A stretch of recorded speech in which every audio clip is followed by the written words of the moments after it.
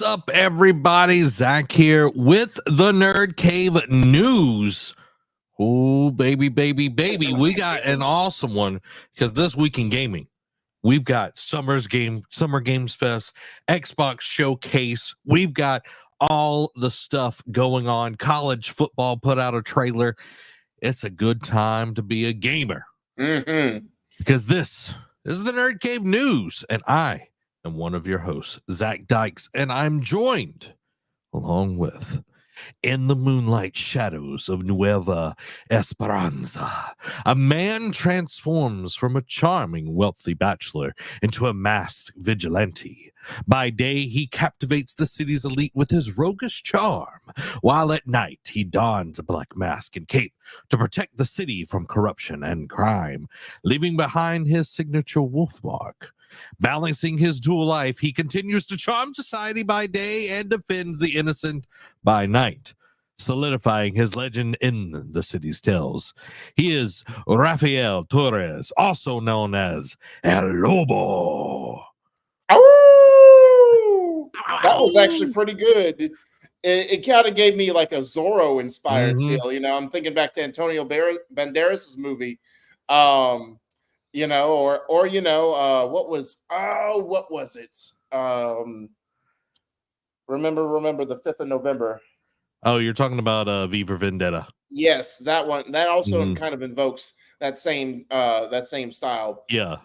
So that was actually pretty good. Like the exposition and the name stuck the landing. So you know what? I thought about it too, but I'm not, you know, he's a little bit more daring than Puss in Boots. Now Puss in Boots, I think, is more debonair, but you know. I don't know. Zora's pretty debonair. So, Derek, I have to ask the question, where does it rank? Because I was looking at the top 5, and you know, the top 4 is Marconius Dracon, the Great Wizard, High Goblin King Gilgamesh, Maxwell Mindreach Stone, and Aurelius Thorn. That 5th one, Chaco Narax, the Mighty Candy Dragon. You know, it does hold a very high, just for being different and more unique. But I'm afraid Rafael Torres, or excuse me, El Lobo, has to take that new number 5 spot. Ooh, let's go. Good job, Amy. Good job. Now, El Lobo, I'm glad to have you back on the show. Glad that you're here hanging out with us tonight. My question is, El Lobo, is what you been playing? So I haven't had a chance to play much this week as I've been, been working. Because some things have happened at work with my counterpart team lead. Let him take care of his stuff with his wife, just let him handle some personal matters.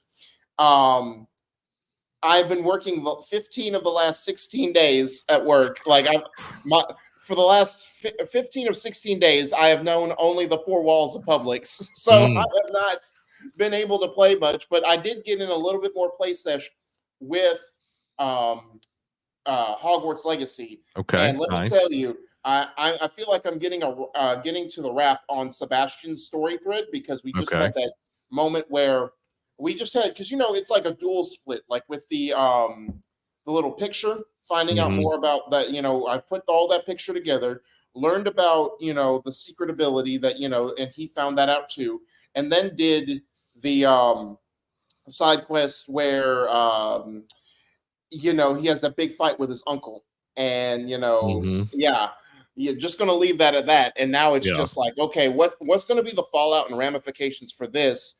Because now it's like his sister is on the verge of hating him for what he did. And it's like, look, I want to be fixed, but I don't want you to lose yourself and go to the extents that you have to do it. So that's been a really gripping story. Like, I think Sebastian is definitely the more interesting character. But then I just found out about Poppy Sweeting and her backstory, why she hates the poachers so much. And I was like, makes sense, because your parents were poachers as well. And I'm like, so she's living with her grandmother. Her grandmother has been trying to immediately saw what her parents were like. It's like, I need to get her out of here. Yeah. And her parent, she's never had contact with her parents. And now because she's been doing this and freed the dragon from the fighting ring, my character's one is concerned that will her parents show up and like hear about this and be like, why are you against what we do? Type deal. So I don't know how that's going to play out. Because it's wrong. Right, but it's profitable. Don't you know it's profitable? So it's usually okay. Whatever is illegal is profitable. Right. You know what I mean? Like there's profit to be made. Yeah, exactly. Just saying. Yeah. Just saying. So I've been dabbling in that, like fleshing out more of the side quests, like with the relationship quests and all that. But I am making progress. I am over 80% through the game, like completion, like done everything type, like doing everything type bit. So I'm making. I feel like with a couple, like maybe 3 more play sessions, like good play sessions, I can finish the game. Nice. I'm liking it. For me, I have been playing. I've played Star Wars Hunters on Tuesday, which just released Tuesday. It's available on Switch and iPhone and Android, and it is super mobile game-esque. It is very like microtransactions and all of that, but dude, I absolutely dominated when playing. I was getting kills left. Like I played several games that didn't even die. Wow. You're channeling your inner Halo Zach is what you're saying. Exactly. I didn't lose until probably 2 hours into playing. Oh wow. So like, and I was top of the leaderboard every game. Like I was just 9-10 kills easy. You opened up your backpack is what you're saying. Yeah, exactly. I as the kids would say, I had Riz. That's not the proper use for that term. I have no idea what that means. So there you go. But yeah, I'm just crushing it, dude. And it's fun to play. So I'm gonna keep playing it and enjoy it. It definitely pushes the microtransactions, but I do like the more you play with the characters, the more abilities you get. Like your abilities that you have, not that you get, your abilities upgrade the more you play with them. So the longer you play with the Sentinel, which is the Stormtrooper, the better your blaster works or the skill works better. And it just makes it, it rewards you for playing with one character longer. Right. And the more you play, the more you unlock. Everything's not unlocked. You can buy it to unlock. Right. So, and you can also buy the upgrades to do faster. So there's a little bit of pay to win, and mechanics in that. But overall, it's a very solid game. I think it, for what it is, it's pretty good. So yeah, I'm enjoying it. Now, is it only? Do you already have like pre-selected characters like Boba Fett, Jango Fett, or can you create your own character too? So it's pretty much like Overwatch, where there are specific heroes. There's one Mandalorian which is hidden behind the annual pass or the premium pass, arena pass, whatever it's called. Yeah. And then the rest of them can be unlocked, but you have to play for quite some time. Got you. Yeah, it's good. They're all very different. They all have different abilities. There's 2 healers, 3 technically, because one kind of goes between healing and like attack and all of that. There's similarities to Overwatch in that, but it's not like, oh, this is definitely this one character. It's like they picked a bunch of different things, and there's like, oh, well, I can see these few abilities are like Roadhogs, and then this is like it's thought out really well. Like I feel like it's not optimized like as in the like Chewbacca, or Graz is his name, the Wookiee, can soak up damage like nobody's business. But if you get a Sentinel around you, which is the Stormtrooper with like the laser cannon, he will mow you down like nobody's business. Oh boy. And I think that it's kind of like The Sentinel, in my opinion, is probably the most OP character out of all of them. Because you get a shield, and once you turn on your shield, your gun fires faster. Oh wow.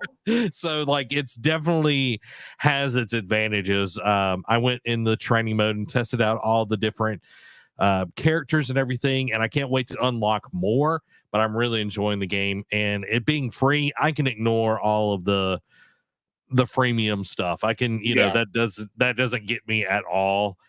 So I'm enjoying it. Joe says he's playing the multiverses when it works. Yeah. So my other question is, I know we talked about it before, but at the time you felt like you would, but you hadn't dropped off of it yet. Have you pretty much Diablo forward Helldivers 2 at this point, where it's like, I need to move on to other things. I need to put this out to pasture. For me, at the moment, yes, just because I'm not playing a lot, because of my hand and everything. I'm the only time I've been playing is Tuesdays.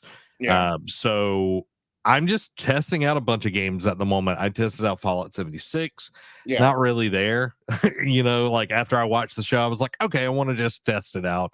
Yeah. Me and Nate played a little bit, and there's some cool things there, but like if you're playing a mission together, you're in the same team, you're playing the exact same mission. Derek, let me just ask you this. If you're playing the same mission, would you expect the same treatment in that mission? Like as far as like NPCs. No, like NPCs. Like if you have not done anything. Yeah.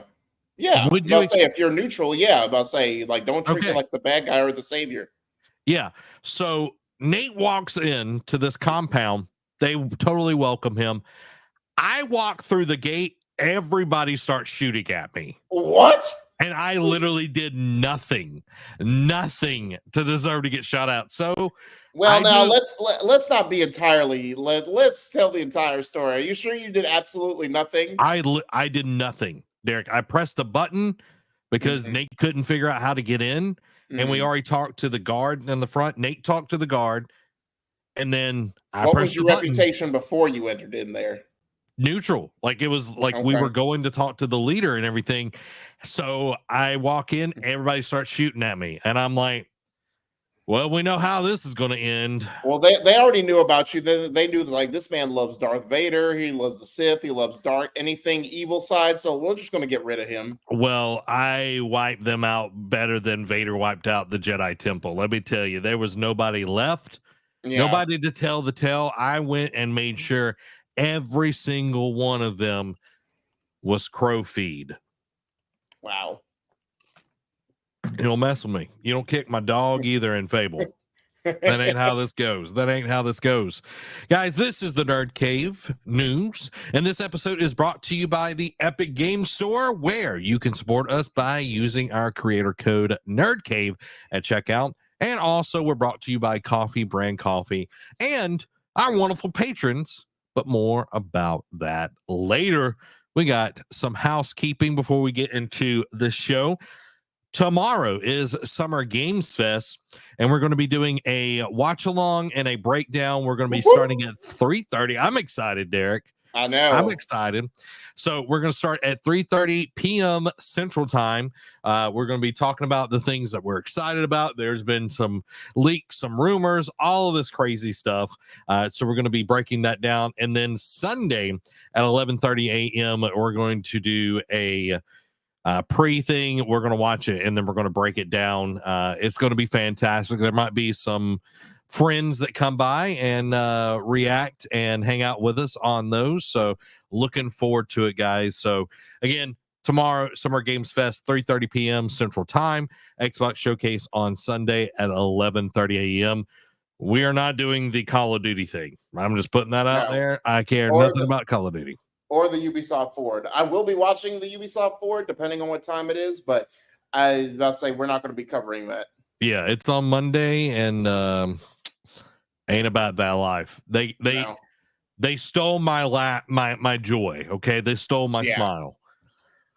But without further ado, let's jump into the gaming discussion this week. College Football 25 gameplay deep dive provides first look at campus IQ, wear and tear system, and so much more. So let's jump into this awesome little trailer that we got shown. Kirk Herbstreit here, and welcome to the official EA Sports College Football 25 gameplay deep dive. Today's focus is on the exciting new Campus IQ gameplay feature set, which includes the new wear and tear system, player ability, game looks great, home field advantage, unique playbooks, and a host of new mechanics that deliver the explosive, fast-paced gameplay unique to college football. Let's get into it. The new wear and tear system changes how you approach every snap. Wear and tear is a progressive player health system that prioritizes strategic substitutions and diverse play calling to keep your players healthy. With wear and tear, what you're saying every is hit spear tackle him but if not he's got all a chest hits have the contusion. same impact, and a single hit, like a blow to a quarterback's throwing arm, can change everything, just like it can in real life. Every hit scales differently and will have unique effects on a player's performance as damage and fatigue add up over the course of a game. Wouldn't work Managing on wear and Tebow, tear though. is critical to your team's success, both in a single game and over the course of a season. So that's kind of like The madness. EA Sports like if College you keep, Football if you 25 keep running that are no huddle introducing offense, your both players mental go down. and physical player abilities that help But only separate affects your highly stamina. skilled players from untested freshmen. In contrast to the pros, where superstar talent is generally balanced across the league, the player abilities in college were designed to showcase the overall discrepancy in player and team skill levels. Physical abilities boost attributes like breaking tackles, or can provide protection from wear and tear. Mental abilities enhance intangible traits like leadership, pre-snap clarity to line of scrimmage, and staying calm under pressure. Here you can see the stadium pulse meter is maxed that was out, the thing but the back visiting in the quarterback day, does not have the mental ability, headstrong, which provides resistance to distractions. The visiting quarterback here does have headstrong active, so he can see the field more clearly and will be less prone to mistakes for this play. A player can have up to 8 abilities, and they can scale in effectiveness, that's pretty dope. providing situational advantages. It's kind of like how 2K that ignite the dynamic and unpredictable moments that make college football so exciting. From Tiger Stadium to Happy Valley, we're pumping the sights and How about sounds Troy of the most Veterans iconic Stadium? and daunting home field environments right into your living room. The big And with T home marching field down the advantage, field. The host team has the upper hand. As the visiting team, you'll face various degrees of home field advantages impacting confidence and composure levels, on-field performance, That was a and more. bad snap. Home field advantage will disorient players with lower composure levels what round am I more running? than it will for the level-headed players. Decisions like audibles and hot routes will become more difficult because these stadiums will be rocking. So it's more important than ever to keep your team in manageable down and distance situations. With 134 FBS teams to choose from in EA Sports College Football 25, the wide range of play styles is something you can't experience anywhere else. From wide splits in Oklahoma, to the triple option at Air Force, to Michigan's dominant ground game, the playbook variety makes for unique matchups every game. Fake out your rivals with new user reverse handoffs, explore the new option game, and other new trick plays. With more teams throwing the ball all over the field, College Football 25's revamped passing mechanic adds control and variation to every dropback. To expand player variation at quarterback, we focused on tuning situational throws and an array of new trajectories that will provide more passing control with a timed button press. Other new gameplay mechanics will give you more control. That's very interesting. There we go. We got a Hail Mary right there. Adjust the length of your primary route with custom stems. Switch players directionally with the new switch stick for post-snap control. Master the new kicking meter and call a number of new hot routes at the line. Yeah, they gonna have like 8, 12 different hot routes. Check out the Campus That's Huddle nice. blog. Subscribe today to get the latest EA Sports College Football 25 news. To make it game day every day this season, pre-order the MVP bundle, which includes both EA Sports College. Yeah. We don't care about that part. Right. Derek. Microtransactions. Yeah. Derek. Yeah. Are you excited about college football?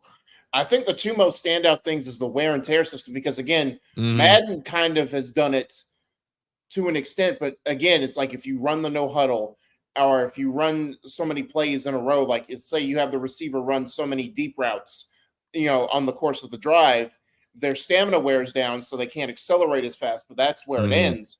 This wear and tear system, where it's like, all right, quarterback got helmet to the chest, and now he has a chest contusion. Now you got to monitor throughout the game just to make sure. And it's like, all right, do I protect him? Like, how do I do it? Like on offense, like, how do I adjust to this? Like, how do I help him out so he doesn't get taken out of the game? And as a defense, is like, he's weak. I smell blood. Get him. Take him out. know. And then the other thing is like, of course, you could have up to 8 hot routes in the previous game. So now they added 12. It's not just the right and left sticks. It's like the D-pad now. But also like the ability of custom stems. So it's like, all right, your hitch route only goes up 3 yards. It's like, I want to make it go 15 yards before he does the hitch. That's actually pretty cool too. Yeah. And I know like the little switch stick for the defenders is a big thing too. I have to see how much more that plays into, because your boy just plays D lineman, and he's just trying to make sure that the quarterback or the running back gets stopped behind the line of scrimmage. But the custom stem routes are going to be the huge thing, I think, is going to be like for gameplay efficient, especially for the people who love to do offense. Yeah, 100%. And like the wear and tear, how it's like if you're playing quick play and all of that, it's not going to be that big of a deal. But if you are playing a dynasty, or if I'm wondering if it also goes into the Road to Honor. I can't remember what it was called. Road to Glory. Road to Glory. I wonder if that comes into play as well on it. Like if your person gets hit so many times, like if they get beat up and everything. Yeah. But I like that. I like it. It makes it way more realistic. It's like, are you bringing out, your second string? Because man, you would hammer that first string to make sure, your opponent would. I want to put 90 points on them. Yeah, exactly. I like David used to do to both of us back in the day and everything. You know what I mean? It's like making sure like we get into this game and like have a good time. I feel like it has all these technical things. And I was talking about I think maybe last week, I'm not 100% sure, but I always feel like the college football games are always pushing forward more than Madden. Yes. And eventually Madden will get all of these things, but it was always the college football games that pushed the series forward as a whole. So what you're saying is NCAA is Android and Madden is Apple, where Android does all the features and then Apple gets them later. But acts like it's like, oh, we're innovating. Yeah, pretty much. That's why I've always I like the atmosphere of college football, college sports in general, because like each place has its own feel. And yes, some stadiums in the NFL have that in real life, but it doesn't really come across in the game, in my opinion. Like in Florida, you're going to hear the songs that the Florida band plays. It's all of those things, because you don't get that in Madden, NFL, you just and get all the of that. Generic sound. That's it. Yeah. It's like touchdown, but I'm digging what they're doing with the game, and especially all the different traits, man. Like that's going to be ridiculous. Yeah, I'm wondering how that is going to come into play.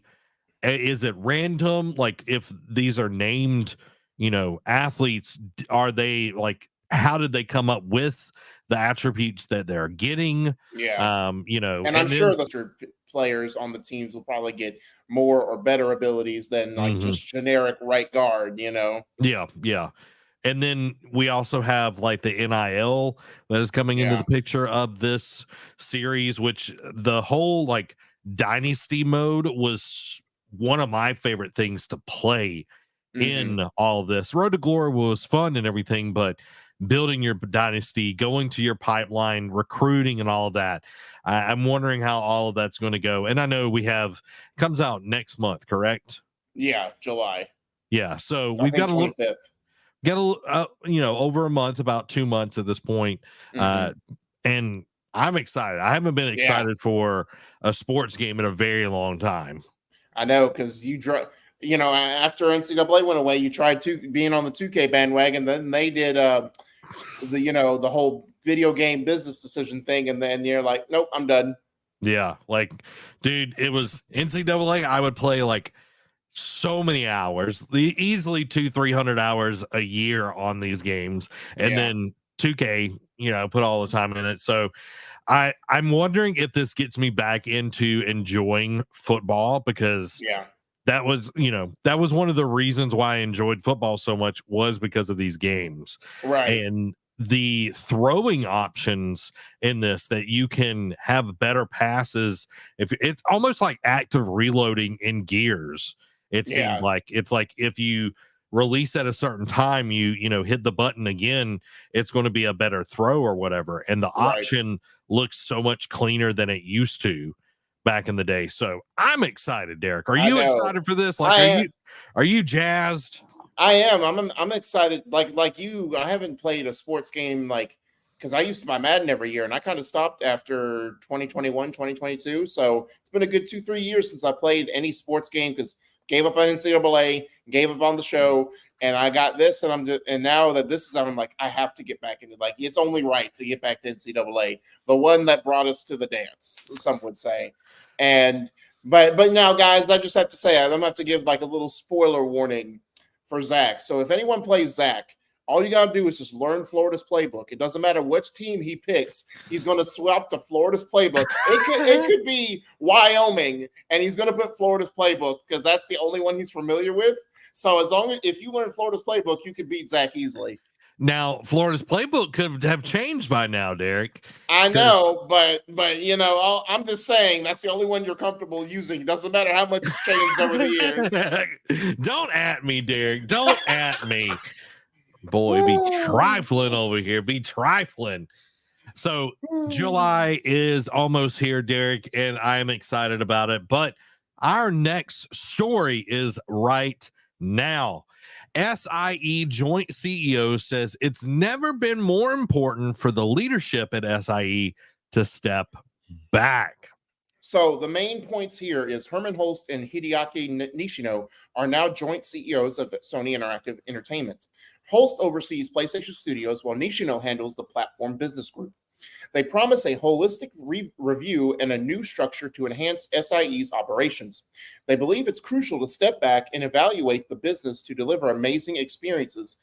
Now, why this matters is the leadership shift at SIE aims to drive innovation and expand PlayStation's impact, reflecting a strategic evolution at a pivotal time for the company. And I think because of how very business structured and abrasive, for lack of a better term, abrasive Jim Ryan was. Yes. I think this is a better step back, especially with how, again, I know it's more recency bias, but how that PlayStation showcase / direct last year went, where they were showcasing, hey, this is our live service stint that we're going to go into. And everyone pushed back hard on that. And even like at this recent State of Play, like out of everything shown, Astrobot got a 99% upvote on YouTube, where Concord got a huge downvote. Like it was like 30%, maybe lower than that approval rating. And it just shows, it's like, look, this is live service stint is not it, guys. Do not go full bore. Don't put all your chips in this one pot and kind of spoil like a quick hit. Neil Druckmann goes on, because again, like their crown jewel went on to cancel a multiplayer project for the Last of Us universe that they were working on, that's been doing gangbusters for them money-wise. And Neil Druckmann points out recently, he's like, we've got multiple single-player games in development right now. He put an emphasis on single player, not live service, not multiplayer, single player. And I think Herman Holst, like while he doesn't speak much, he's always struck me as like one of those business savvy, like smart, like street smart guys. You know, he's like he knows how to read the room, and he knows when to step back.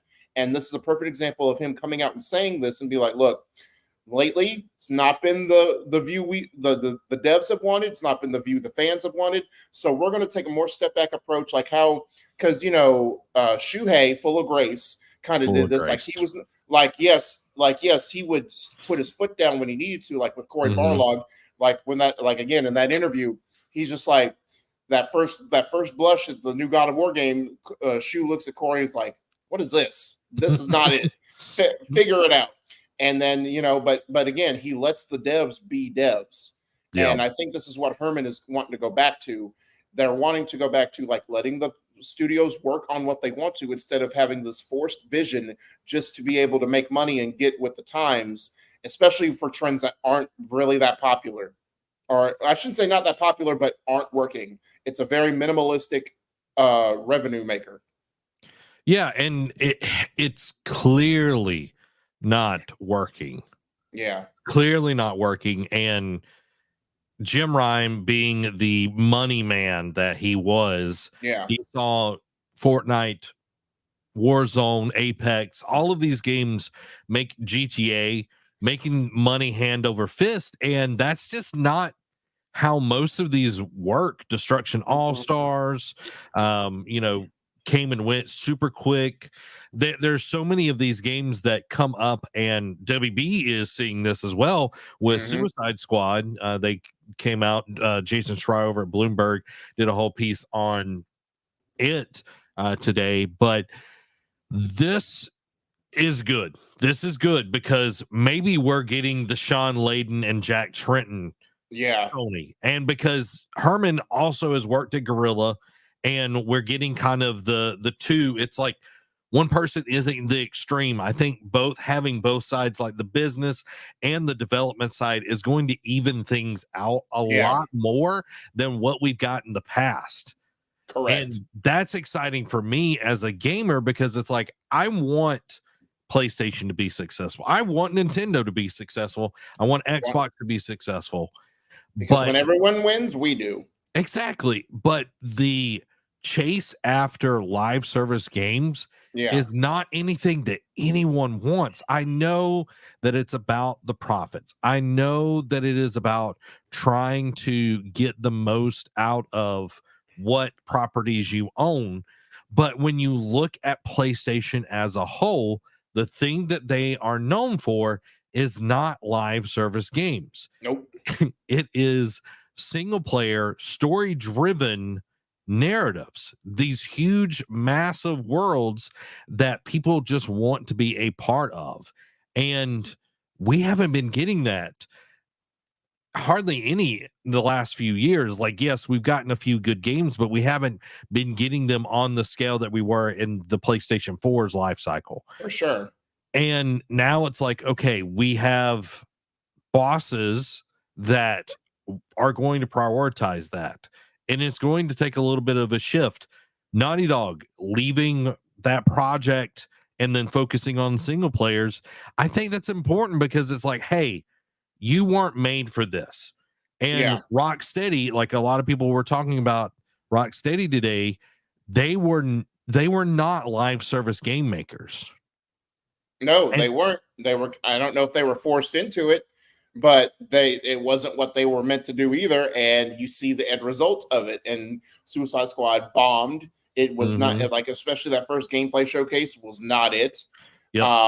And like ever since then, like again, like you even hear like Kind of Funny talk about it. Like Greg was super stoked, like because it was just Rocksteady, and then he kind of was hesitant, and then he played it, just because it's like, hey, well maybe it's better than what I'm giving it credit for. And he's like, yeah, after about the first couple hours, like the same missions pop up, the same types, and it's like the characters you play with don't really evolve. They all kind of have the same abilities, just like different melee weapons, essentially. Yeah, and it was a $200 million flop. WB was expecting it to be a $1 billion game. Woof. Just because you slap DC characters on it doesn't mean it's going to be a success right away. Yeah, and it's not GTA. Like, I feel like so many people are trying to be GTA Online, and it's like, that's not realistic. No. It's not realistic. And setting your expectations, just like Summer Games Fest, which we're going to talk about here in just a few, setting your expectations higher than what they should be is always going to be a disappointment. Well, and especially like just to kind of piggyback off that idea too, is like, everyone trying to chase like the white whale essentially. It's sort of like Fortnite. Like when Fortnite took over this thing, everyone did battle royales and everyone's doing live service. And there's been only a couple successes, like you said, Apex, Warzone, like have been the only two successes, but that's 3 out of how many were put out in the ecosystem. And those are the only 3 left standing, at least on a profit margin. It's like you can't. Yes, it's nice to have a goal to be like, hey, if we do it right, we can be the next GTA. We can be the next Fortnite. It's good to have those goals, but to come out and pretty much force it and like just shoehorn it in and pretty much hope it's just a carbon copy of that and just basically say, hey, we're just like Warzone, but we're our own unique spin. It's not going to work because you're not true to yourself. You're not true to what your strengths are as a studio. You need to, like, you're trying to placate to someone else's idea. Yeah, and that's how I feel like Concord is being placed. Like Concord, it does not excite me at all. And we learned today that it's going to be $39.99 for the base game. Which is fine. Yeah. But it looks like a free-to-play game. Yeah. It looks like a free-to-play game, and I know that they're going to put out vignettes and all of that. It's like this game is just not going to last. The $40 is going to be the Founders Pack, where you get the first season pass or the battle pass or whatever they're going to call it, and then maybe like some character unlock, like maybe a first couple team unlocks and some skins. That's pretty much what that money's going to work. Because I kind of agree with you. I think it's going to be freemium, but that $40 is going to be their Founders Edition. Yeah, just kind of like how Overwatch 1 did there, like you bought it for $40 or whatever it was back in the day. But Overwatch was at least exciting with their vignette. Right. And the gameplay looked good. When I looked at the gameplay, and I've looked at it a few times, it's just like, this is not exciting. This is not moving the needle for me. And that's the thing they opened their state of play with. Yeah. Which is sort of because it's their first of who knows how many live service projects are actually going to go through with this. And it's coming out this year, September, I think it is, or no, it's August, end of August 23rd. And they're trying to like at least showcase and be like, hey, this is our new project, and this is Firewalk's first major title since being bought by PlayStation. It's like, I get that they want to push it and like, give them a chance. At the same time, this is not what you lead with. It's not what you end with either, but at least, you don't try and make this like your shining gem. Yeah, and I feel like PlayStation's kind of stuck with this game at this point. It's like, all right, we got to put it out. We got to see how well it does. And I want Firewalk to be successful. I want them to continue to make games. I don't want them to close. Nothing like that. I just don't think in this day and age, when we do have Overwatch 2, we just got Marvel Rivals. Now we're getting Concord. We have Star Wars Hunters that's free, that looks better than Concord, in my opinion. We've got Valorant. We've got all of these 5v5 shooters that are out there, but this one's asking for money up front. Yeah. And I want to say there was one other 5v5 thing that got shown recently. Was it the Marvel Rivals? Yeah, I said Marvel Rivals. I thought there was one more. But yeah, it's already kind of saturated to begin with, and now we're dumping tons of water in there. So overall, I'm excited for Herman Hulst and Hideki, I don't know how to say your first name. Hideaki Nishino. There you go. I'm excited for them taking the helm. I'm, as my grandpa would say, don't let the door hit you where the good Lord split you, Jim Ryan. And I'm glad. Can I get an amen? You know what I mean? But you know what you could be excitedly waiting to welcome into your home? That's some coffee brand coffee. Exceptional coffee with no gimmicks and no politics. There are over 4,000 verified reviews, with most of those being 5 out of 5. They've got 12 coffee blends, 12 organic teas, 3 hot Coke flavors. Cold brew and K-Cups are available. They also have reusable K-Cups, so you can put your favorite blend of coffee in there. You know, Amy has tried this out. She really, really enjoys it. She likes her reusable K-Cup. I think it was only like $5. Like, it was pretty cheap. And freshness is guaranteed, because when you order Coffee Brand coffee, and I love this part, Derek, they roast it to your order. They don't put it on the shelf. It's not sitting there. It's not getting mold. It's not doing all of that. Freshness is guaranteed. It ain't Folgers. It's Coffee Brand coffee. So elevate your coffee experience today with Coffee Brand coffee and get 5% off your order by using code NerdCave at checkout or the link in the description below. Build it beautiful. Bringing that back. We're bringing it back, guys. Now, let's move into what we are expecting for tomorrow. Tomorrow is Summer Games Fest. We got predictions. We got speculations. We got all of that. I did a whole car talk kind of going through some of my thoughts on this, but I want to talk to El Lobo and his thoughts. Derek, how are you feeling going into, before we get into Summer Games Fest? How you feeling? Are you feeling excited for Summer Games Fest, or you feel like this is kind of a placeholder? Well, again, it is, it's been going on for the last couple of years because we haven't had E3. And then the year where they want to try and bring E3 back, they cancel it and say, probably not going to be anything going forward, or at least in this iteration that we might do like the convention down the road if we get the right partner. But at least E3 as what we used to know it back in the day is dead and gone. Rest in peace. So this arguably has taken its place.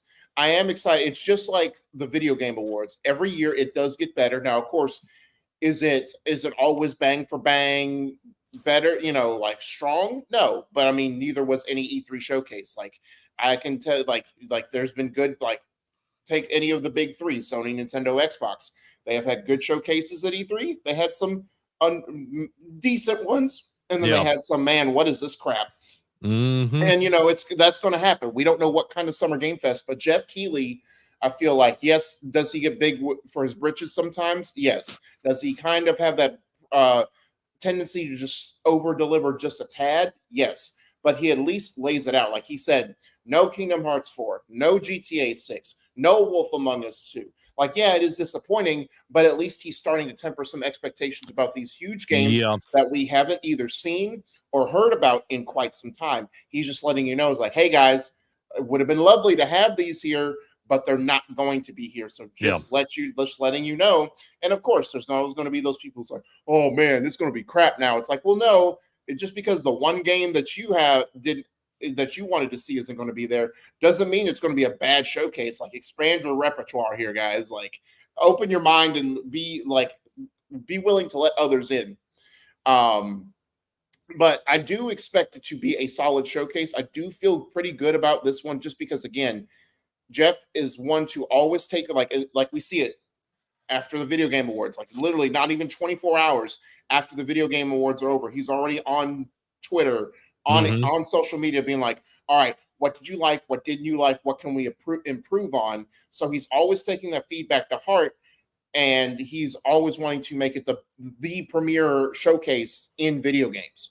Yep. So, like, this is the reason you should tune in. So I do expect it. Now, again, with it being like 4 or 5 hours, it's going to be a tread. I don't even know if it's going to be that long, but it's always a multi-hour program. It will be a trudge. There probably will be some advertising that we don't care for, some things that we will probably be like, all right, guys, what are our thoughts on what we've seen so far type deal. But that aside, I do expect it to be a solid showcase.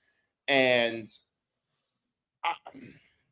again, will it be like E3? Like, will it be like a strong opening, strong ending, bland middle, like where we're just trying to fight to stay awake? I remember our first E3 that we covered back in the day where Ubisoft showed Steep, and we're all just like, is it done yet? Ubisoft.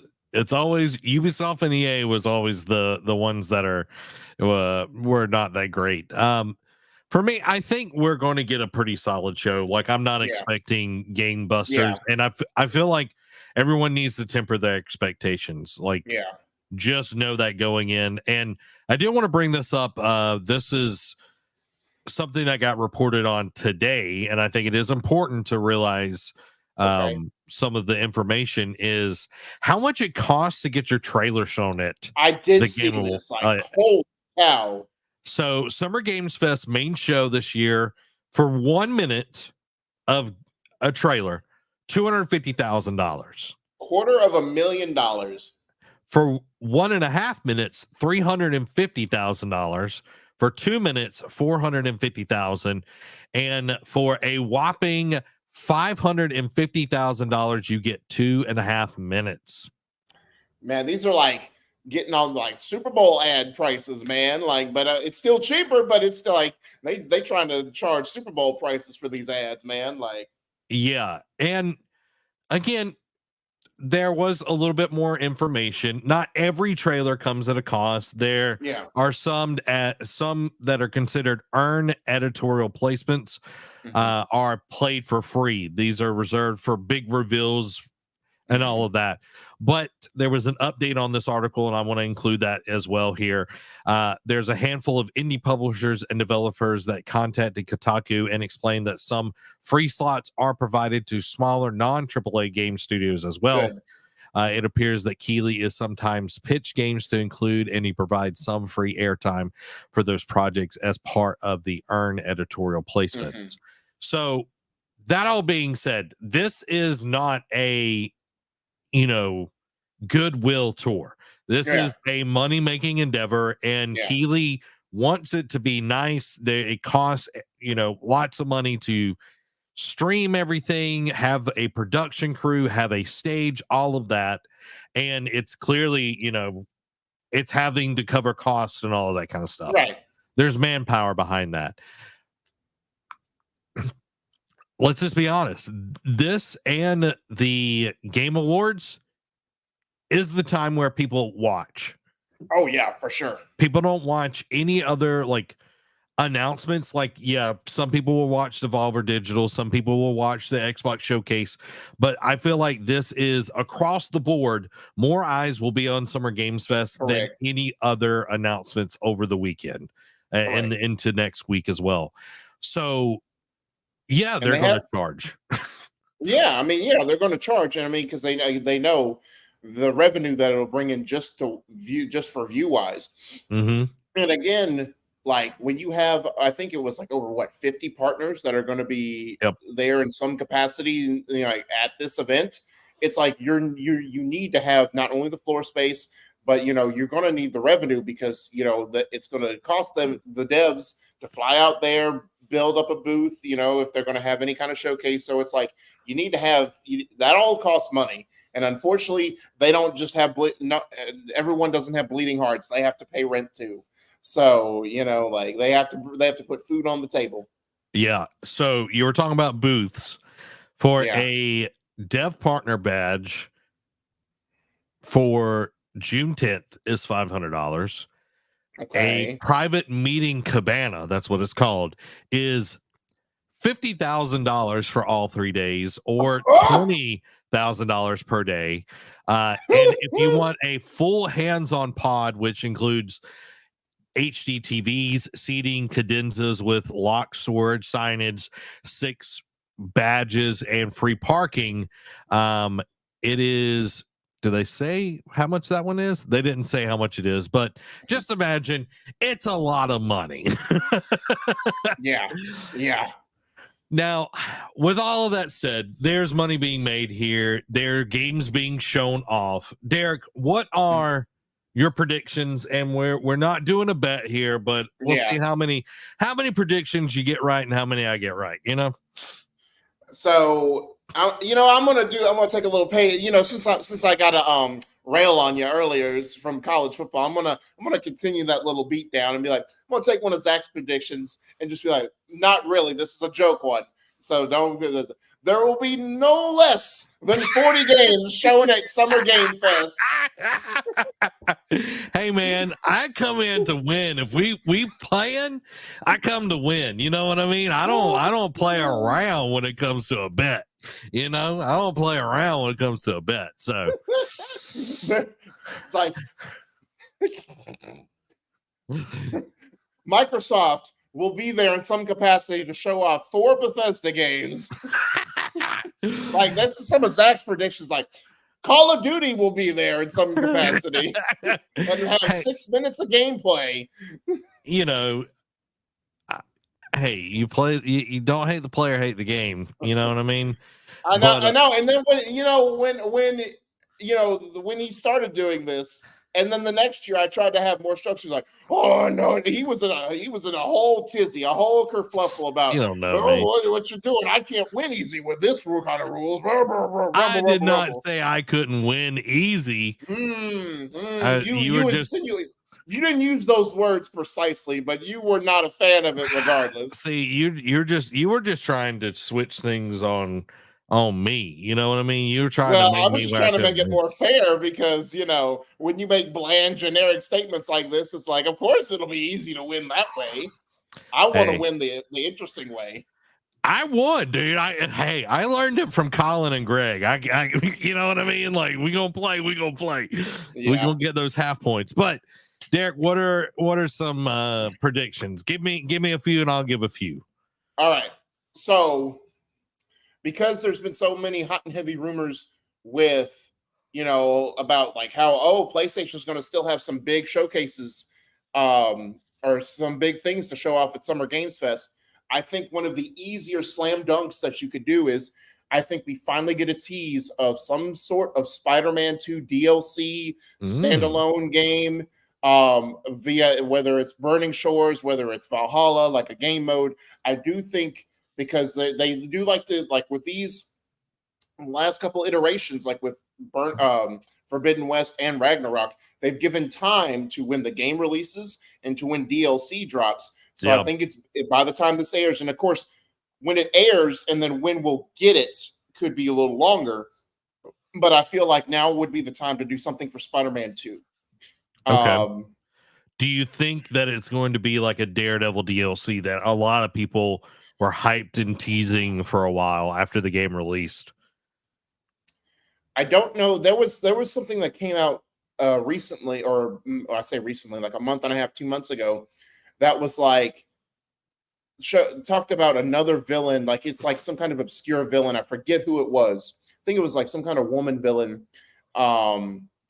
But there's going to be some type of villain that's going to be showcased in it. They didn't say whether Daredevil is going to be involved or not, but yes. But I do think Daredevil will be mentioned. Now, whether we get him in the game or not will be a whole other thing. But I do think Daredevil will be more heavily implied in this. Janice Lincoln, the Beetle? Yes, that was it. So, because I think the Beetle does have ties to Daredevil, if I'm not mistaken. So, I think if that is to be true, they will bring in Daredevil for that. Now, again, how much of a capacity? Because the Black Cat DLC in Spider-Man 1 was just more of like after the main part 1 mission, she was kind of like a side character in the other 2 parts for the City That Never Sleeps. So I wonder if they'll take that more of an approach, or they'll they'll have it more involved this time. Yeah, like the City That Never Sleeps with like Yuri was very interesting. I thought it was a very solid storyline and everything. I would love, because there was, the spider bots and everything. The hint at the multiverse. That's a good one. That would be really cool to see, like getting some multiverse stuff. I think this is, I'll hand it back to you. Do you think they do a Valhalla type DLC? Do you think they kind of easy pitch that in there? Or do you think that they're going to do more of a story? I think they'll do more of a story, only because I don't think they want to do a copycat. And I mean, yes, it would be the easier thing to do because of how Spider-Man is structured, like how the game is, like how the character plays, it would be easier to do that. Now, if it had the story of Ragnarok, I'd be down for that 100%. Yeah. But I want to see a little bit different. Like it could have maybe like a game mode, but I don't want it to just be a carbon copy of Ragnarok. Like I don't want it to be like that be Sony's new shtick is like, hey, let's just do roguelite modes for all of our games now. I agree 100%. Do you want to do another prediction? No, let's do it back and forth. I like when we do that kind of stuff. Okay. So one of my predictions for Summer Games Fest is we will get no more than 4 games that start with the letter A. Oh my gosh. If that's not you see what I have to deal with, guys? If that's not a Zach prediction to a T. I think we will get, like, there's rumors that we'll see Dredge Wolf, which has been, the name has been changed to Velguards. I feel like we're going to get a teaser potentially for the new Dragon Age game for the showcase to hey, trailer launch, which I don't know why they wouldn't just do it during Games Fest. Yeah. But it's supposed to be like Tuesday. We're supposed to be getting a trailer for Velguard.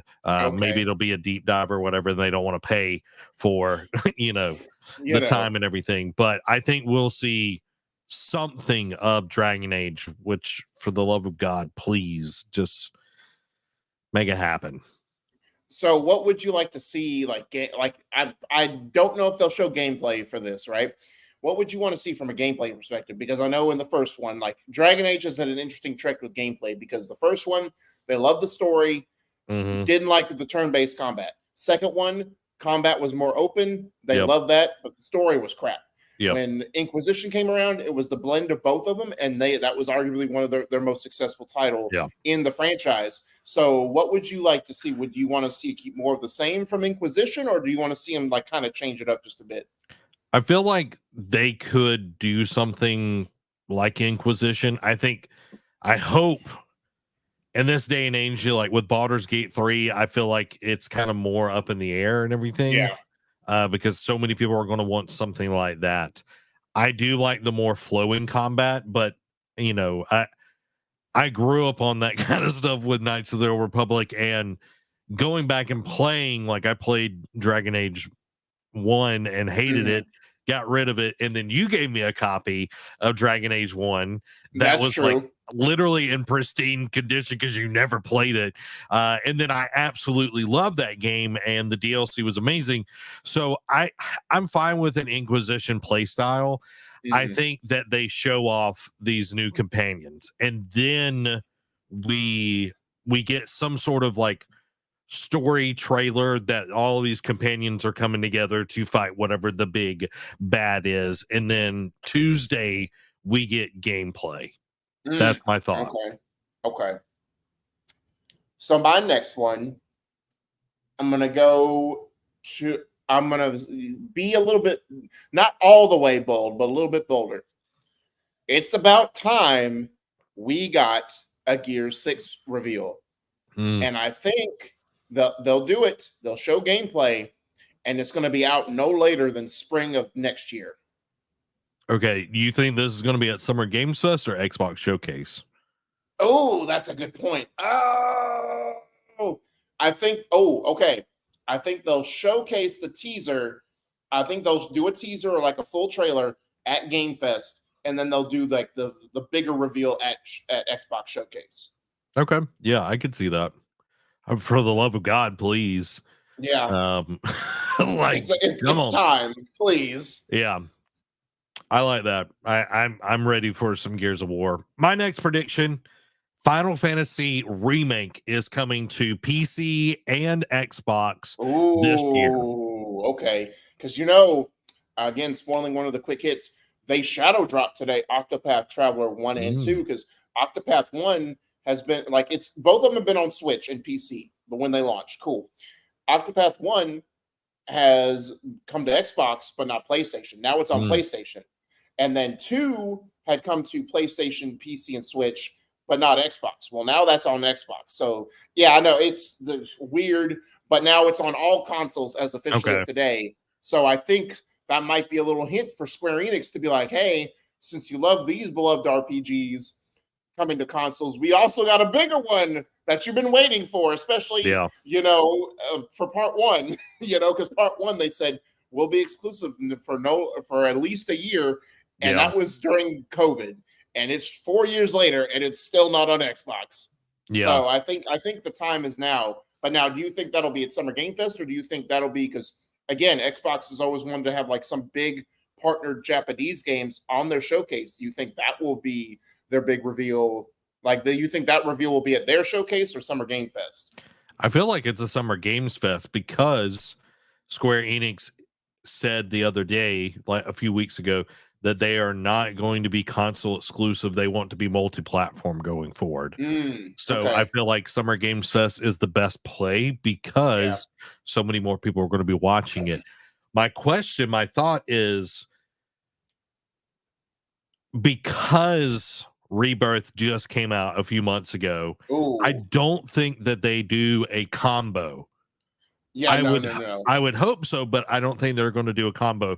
But Remake will be the full version that they put out before Rebirth happened. Yeah, I think what they'll do is they'll announce it's coming, but they'll say Remake Part 1 is going to be like, I don't know if they'll shadow drop it, but say, hey, it's going to come this fall, and then next spring we're going to release Rebirth.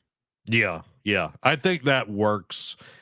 Giving some solid dates and everything. Yeah, I think it would make it more interesting. Do you think we also get like, I know it was it did well, other like critical wise, but not internally at Square Enix. But do you think they also mentioned 16, or do you think it's just going to be 7 that they're going to talk about?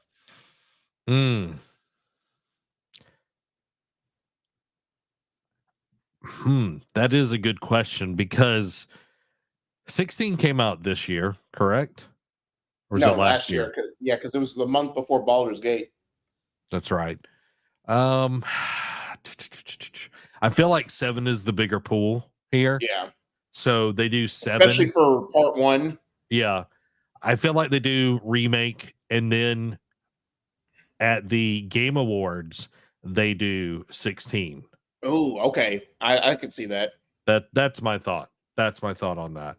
Fair play. So okay. What's your next one? My next one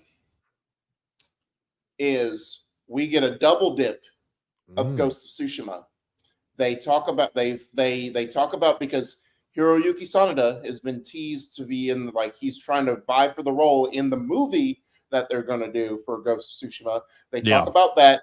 And then it's going to be one or the other. Either they're going to mention the movie first and then do a teaser for the sequel, or vice versa. So, but we do get double dip of Ghost. They talk about the movie. I don't know if they show it, but they talk about the cast in some aspects. And then they also unveil a teaser for Ghost 2. Whether they just do the Ragnarok treatment in the beginning, where they just show a logo and you hear Jin Sakai's voice, and that's it. That's fine. I just didn't know it exists at this point. I don't care about anything else. Like, I'm kind of with Greg Miller on this one. It's like, just let me know that it exists and you're working on it, and I'm fine. Yeah, I definitely feel you on that, because it's like, just poop or get off the pot. Yeah. Poop or get off the pot. Isn't that right, Bo? I could not agree more. What's up, Bo? Sometimes it's just time to poop, Sometimes everybody does it. So just stop holding it in. Don't be a toddler. Just let it out. It's not good for you. It's not. You don't want to get backed up in there. I mean, it's just not healthy. It's not healthy at all. What's up, guys? What's up, man? So, Bo, put me in, Coach. What is the prediction for you? I've also sent you the link for the vertical stream, so you can join that one as well. Oh, okay. Yeah, okay. we multi-dimensional. You gotta do both. I see. Yeah, we're multi-dimensional here at the Nerd Cave. Or multiversal. Am I doing? Okay, there we are. Okay, I see it. Now you probably want to mute this tab, or you're going to get us twice. Oh yeah, I do hear you twice. There we go. Oh, look at that. 3 of us. So no. How do I mute just the tab? You can right click and then mute site. I did that. It muted both pages. Let me give you. You need. It's okay. I'll just do this. I'll just hear it twice. It's fine. Hey, Gears 6, please. Can we please? Gears 5 was like such a Gears 4 was not great, right? But Gears 5 kind of redeemed the franchise, but then left it on a cliffhanger. Can we please? It's been, I don't even know. Has it been like 6 years or something since? How long has it been since because it came out in 2019. Okay, that's long enough to at least announce the. Yeah, at least announce 6. You know, you might not have it ready yet. Although back in the old days, they would have had it ready already. Yeah, back in my day, we had video games ready to go 2 months ago. Oh man. So I like that one. And then you said I heard something about Dragon Age. Man, that's been even longer since the last Dragon Age. Yeah. 2015 for Inquisition. That's crazy. That is crazy. I mean, Inquisition's still a pretty fun game. Me and Amy just started dating like right before that game came out. Really? Yeah.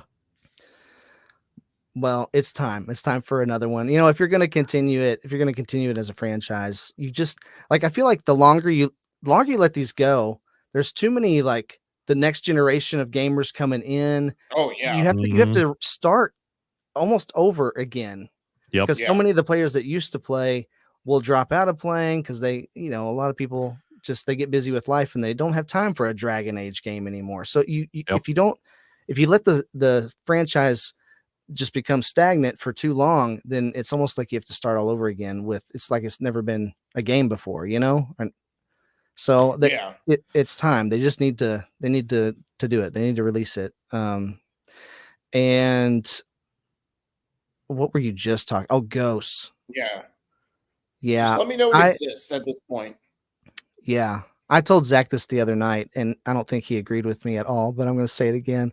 That Ghost of Tsushima is one of my favorite, probably top 3 games of the last 5 years. I love that game of the every year. Mm-hmm. Unless so God of War is in there, then God of War gets it. It's incredible. I mean, everything from the direction of the art style to the music. I mean, the music is so good. Mm-hmm. And I love how they really paid attention to like the cultural details of what was going on in that time period and how they integrated what actually happened in history into even the way they designed the sword and the stuff that's etched into the side of the sword with the wind and stuff, and how the wind like guides you through the game because of just the history with that invasion. But I feel like after that game, they finished that story and they told that story. Yeah. And what I personally think they should do, rather than milking that until it becomes not good, is move to another part of history, another part of the world, and tell a different ghost story somewhere else. That's what I wish they would do. They probably won't. They will probably milk it. But if it were me at the helm, that's what I would say. I would say, let's find another character in history. So do a God of War where instead of keeping the Greek myth, since you couldn't. Now, granted, they wrote themselves into a hole thinking they'd never touch the series again, where they ended the Greek mythology. And it's like, well, where do we go from this? Let's just jump to a new mythology. So you're saying take that kind of same approach with Ghost, where it's like go to India and say like Ghost of Nepal or whatever, you know, like right, throwing random stuff out there. Do a different place. Ghost of something else. Ghost of Nepal. Ghost of LeBron James. No. Maybe old LA, something from 100 years ago. I don't know. Yeah. But I don't know. I'm not opposed to that idea, honestly. I think it's a great thing.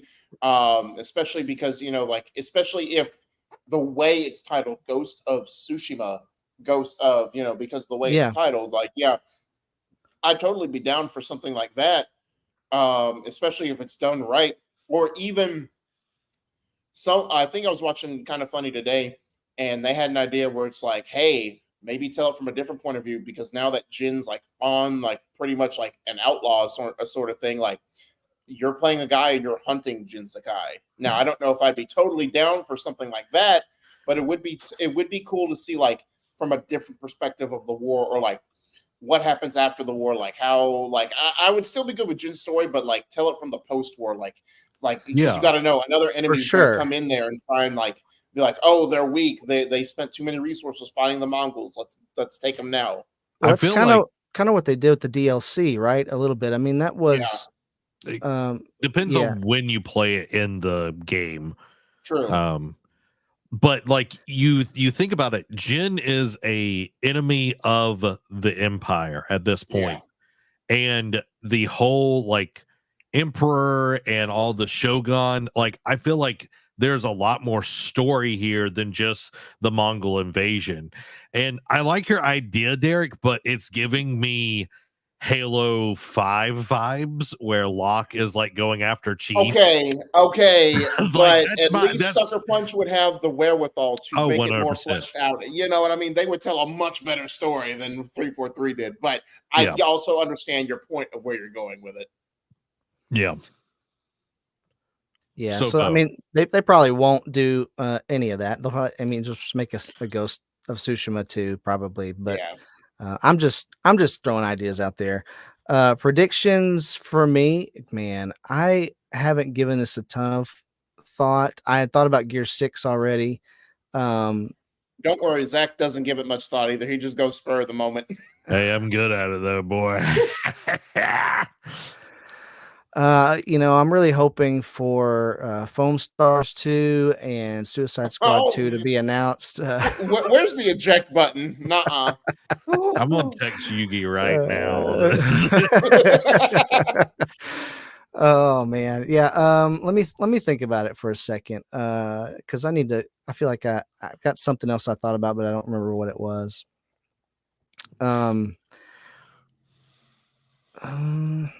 Well, while you think, I'll throw out another prediction. Please do. Yeah. So my prediction is there'll be no more than 5 indie games that will be shown. I'm just kidding. So at Summer Games Fest, I think we will get. This is how you do it on the fly. I think we will get an expansion to Sea of Stars. Oh, I think that's likely. I like that one. That would make you giddy. Oh gosh, yes. I love that game so much. Yeah, I think like there's been rumors and everything. This would be the perfect time to be like, DLC's coming for Sea of Stars. Couch co-op is available today. I was gonna say couch co-op. Do you think the DLC for Sea of Stars would be out in like the next month or two? Possibly. I would think so. At least Jeff does love doing indie games, especially big ones. Yeah. And like having couch co-op the day of would be amazing. But then having like by at least August getting the new DLC would be amazing. Yeah. Yeah. Well, I definitely think that that's a possibility in terms of like, I think that is a possibility of something that could happen, that they will bring something like that. I don't know if it'll be tomorrow night. Yeah. But I mean, we were talking about Dragon Age, and that needs to be put out, but could they announce that and announce like tell us something else about the next Mass Effect as well? Like do a full bore reveal for Dragon Age and then do another teaser. Like a teaser for the next Mass Effect. I feel like I don't hate it, but also two things with that, right? One, we've already gotten a teaser for Mass Effect, so I feel like another one with no like even a release year window would upset fans. I feel like it's like, why did you even show it if it's just going to be another little placeholder just to let us know that it's there? and 2, it's sort of like Bethesda or like, other things like when Starfield's getting ready to launch, it's like, oh, do they talk about Elder Scrolls 6? And it's like, no, we don't want to step on those toes. It's like, since Dragon Age is more ready, even though it might not be for another year, since it's more hot and ready to be served up on a plate, I don't think they want to step on its toes. Like, even though those are 2 different games, like 2 different like time period games, it still is like, hey, we don't want to overstep one to let the other one shine type thing. Yeah, I think what I'm thinking about is more like just a 30-second, hey, just a reminder, we're working on a new Mass Effect game kind of a thing. That wouldn't like totally, there wouldn't be much to talk about other than, hey, we know that another one's coming. So it wouldn't completely overshadow it. But I don't know. It's just a thought. Well, and the last teaser we got, they confirmed that Liara is in the game, correct? Yep. So I feel like if they do it like maybe like Rex or somebody else, like they're confirmed like, hey. Well, depends on how you played. Rex doesn't make it out of the first game. True. Like, but just somebody on that team is like showcased like, hey, they're going to be in the next iteration as well. Yeah. Like my only qualm is when a minute costs $250,000 to be on the show. I don't feel like putting another teaser out might be also true. I feel like we kind of that's a good point. Stepping over dollars to pick up pennies. So I know that Capcom hasn't said they're going to be there. Ooh. I don't know if you guys talked about Capcom or not, but they like sent out invitation boxes or something saying tune in to Summer Game Fest. And so this is not going to happen, but I am hopeful for a new 2D Mega Man game.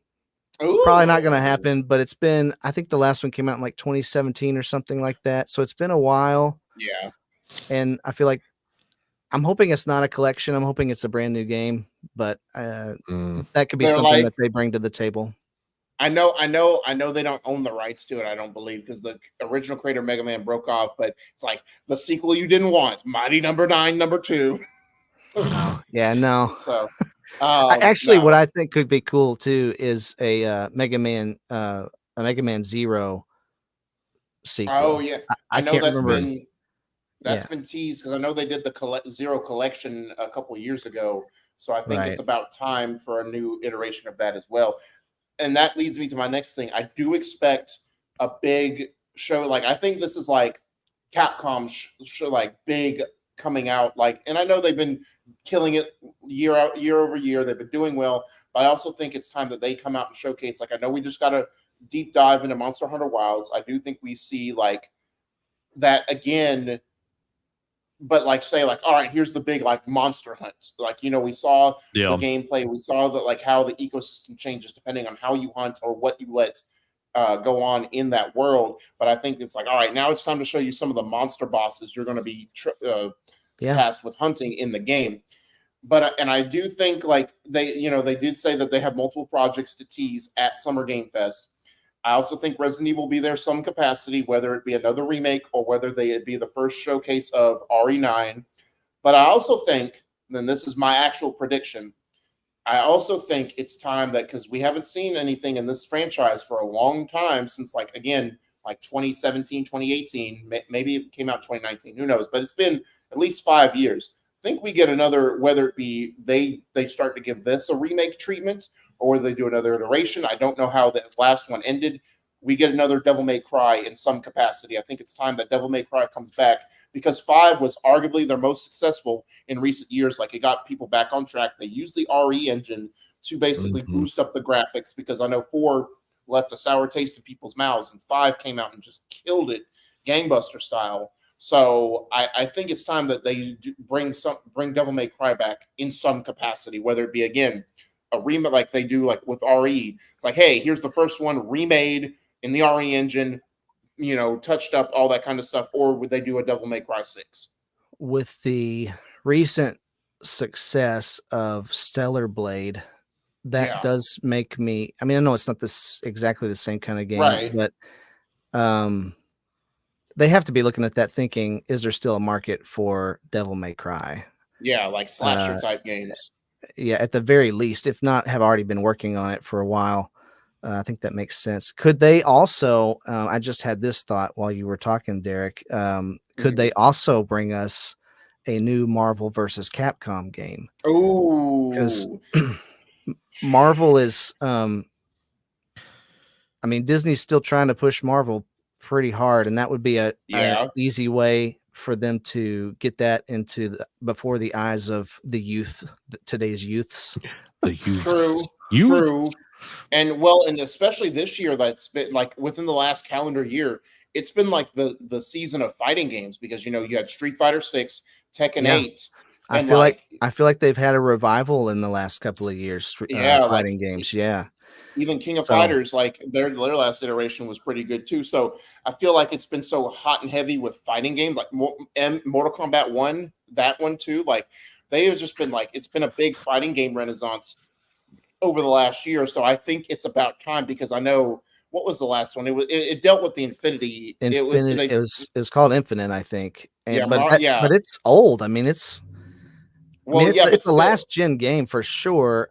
But I think it was like early last gen that it came out. I mean, it's been out for a long time. Yeah, it's been out for a while. I think it was like middle of the generation because I was, I think it was like 2018 when it came out. So, but it's still been a while, and I know that left a sour taste in people's mouths too. It did. So I think it's like you said, it's time for another iteration of that genre. Go ahead. I don't think they do a Marvel versus Capcom, and this is why. Their Street Fighter 6 is making money. Also true. I forgot. Yeah, Capcom does the. Street Fighter's making money right now. They just had a crossover with Spy Family. Instead of doing a Capcom, Marvel versus Capcom, they test the waters and see they do a crossover event with Marvel and to see if there's still interest in doing another Marvel versus Capcom. Because I don't know what the sales numbers are of those games, but that would be an easier way than making a game from scratch, to come in and everything. So that's definitely possible to test the water that way. Here's what I can say. I don't know what the sales numbers are either.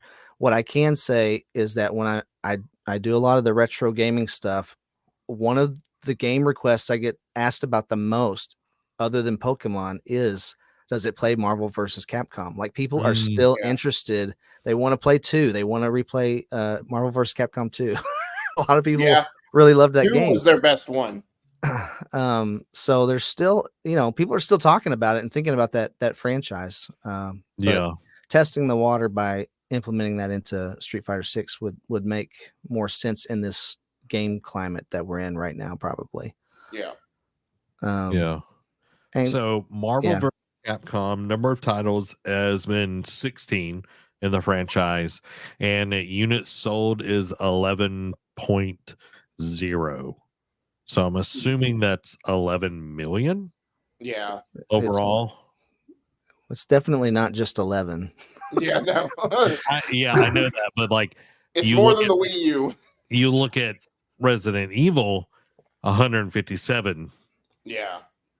So okay, I have a question and a wish list item from myself. The wish list item, while we're talking about fighting games, is I desperately want Injustice 3.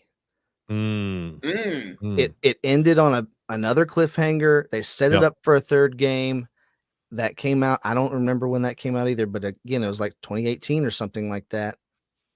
Can we please at least hear something about it? And they just have been so silent about it for years, and I want that game so bad. Go ahead, sorry. And my question was for you guys is, you mentioned something about a Resident Evil remake, another remake. Do they dare do 5 with all the controversy around 5, or do they go back and do the original, which they kind of skipped? Well, the rumor I'll go ahead and address the question first is, there's been rumors that they are working on remaking the first one now. So I think 1 is more in the cards than 5. Now, will they eventually go to 5 and 6? I think because there was talk about how after 9 they're just going to give Resident Evil a break because they've done it, they've made the money, they've revitalized the franchise. So I think it's just like sort of like the Super Smash Brothers creator. He's just like, I need a break. I think Capcom's like, let's just give it a break before it becomes a dead horse we just keep beating and people get tired of it, like how Assassin's Creed has been. So I think they've got plans for 9 and they got plans for the remaking the first one, a la 2, 3, and 4. And they're gonna pause for a little bit. So I think they're gonna let it give it time to gestate and then maybe come back like 5 years later and do a 5 and 6. But I think 1, I've been seeing more rumors for 1 in the cards. I cannot see them remaking 6. I mean, that game is just pretty much. I don't know anyone who's. Trash. I've never heard anybody talk positively about 6, so I can't see them remaking 6. And 5 is like you either hated it or you loved it. I feel like. I don't know. There's a lot of like fans, and then I hear a lot of people that just don't like it at all. And then there's always like, I don't know. It always seems like there's a conversation about racism around that game for some reason. That doesn't make sense, but I never played 5. The only one I've played is Biohazard 7. Oh yeah, and VR. That's the only one you've ever played. Yeah, is I'm 7 good at the game too. Yeah, it's a great game. I played that for an hour and I said, this is too intense. And I deleted it. I couldn't do it. I've played the original 4 many times. Yeah. I played the Umbrella Chronicles on the Wii. Oh, I'm sorry. It was like a on-rail shooter. You know, you must not like yourself. I know. I enjoyed it. I mean, I only played through them once, and then I sold them. But I enjoyed it. Okay, you didn't enjoy it. Okay, that's totally fine. I did enjoy it for one time. You sold it. You didn't because I was poor and I wanted more games.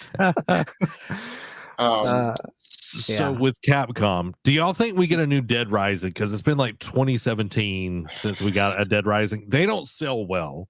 They don't. And how about this? I could see it just because it's Capcom. They have to do at least one random thing to throw in there just to be like, you know what, let's just test the waters, see if people still care about this. And if it doesn't and they lose money, it's like, okay, we'll just put another Resident Evil or another Monster Hunter, we'll make that money back. But also I could see it to where they're just like, hey, it doesn't sell like gangbusters, and like maybe not. But also it's like, hey, we revitalized Devil May Cry, we revitalized Monster Hunter, we revitalized Resident Evil. Let's give this one more shake, and if it doesn't move the waters, we're done with it. Yeah. So. Okay. Yeah. You talked about Final Fantasy VII Remake and Rebirth. I could see Remake being announced in some kind of, real quick somehow that it's coming to Xbox. I don't think Rebirth.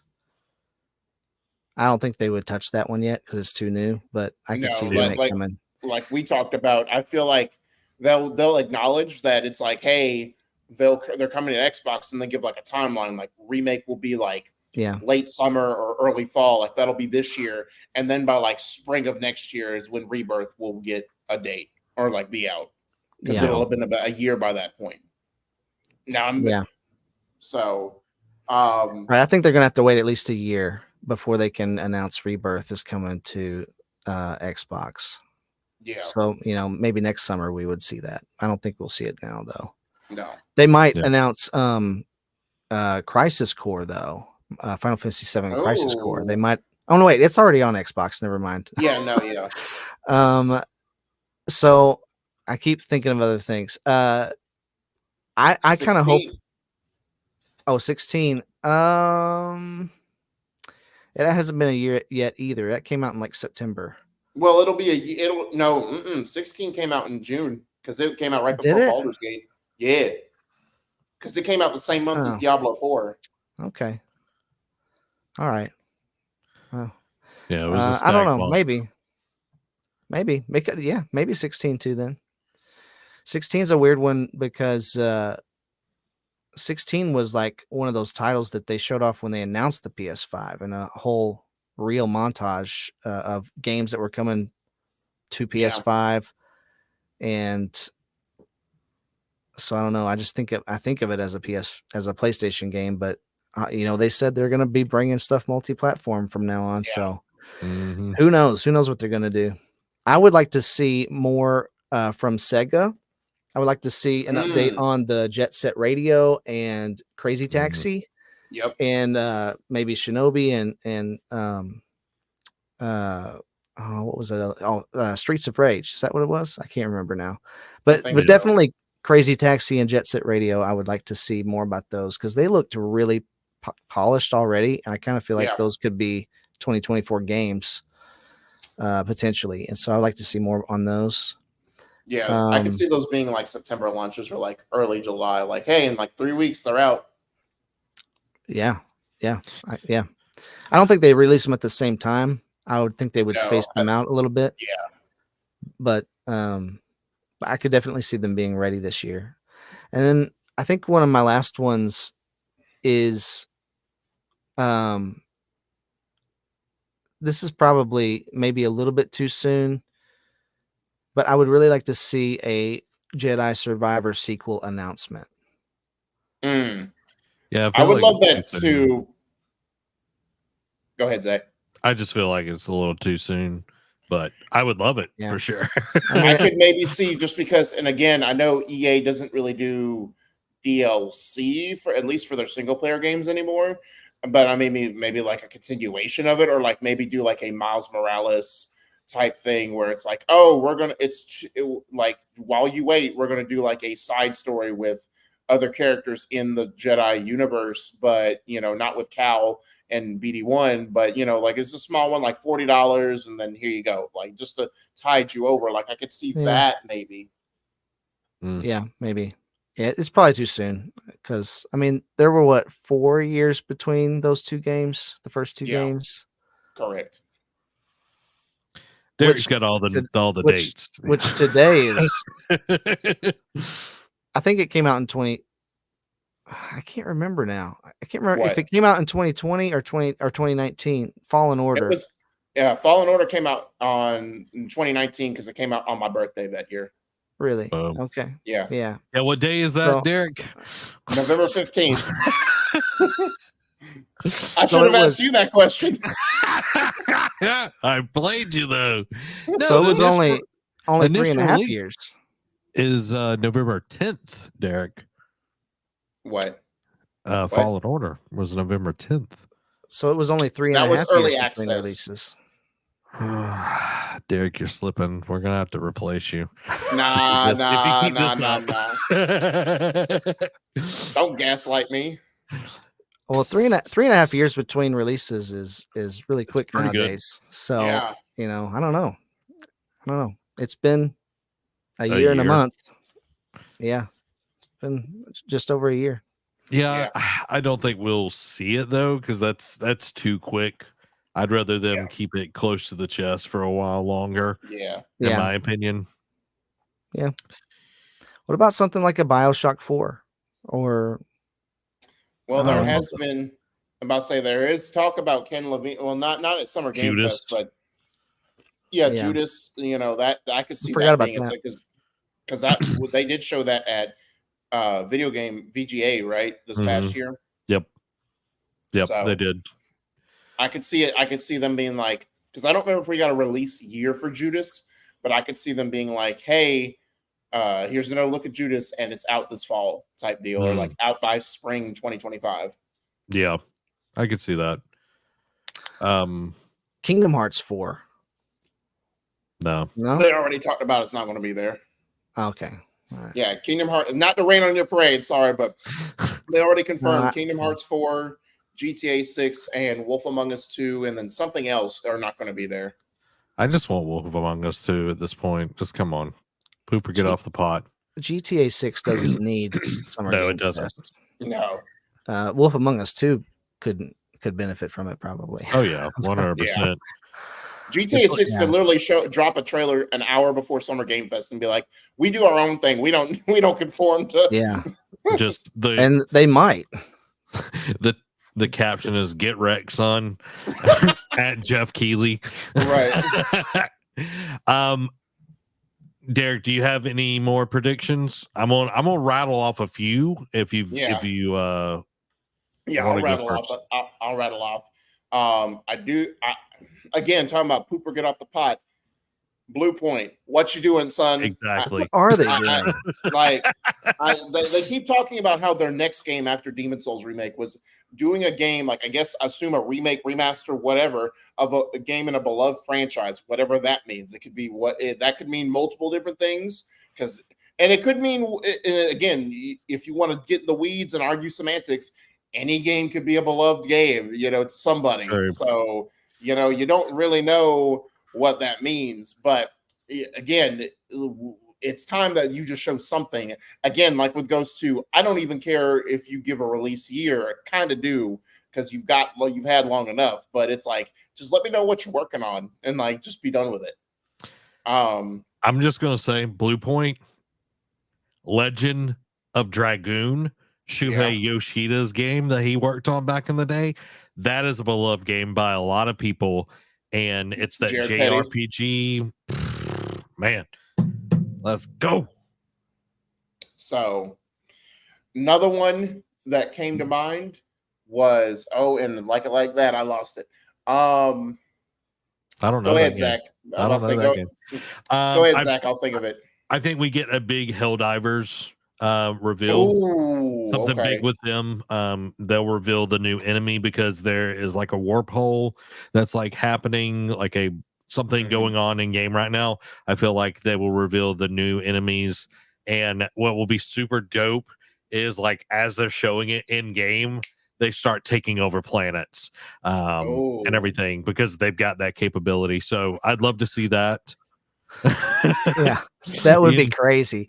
Like, that would be people would abandon the show and go like, that would be insane. For democracy.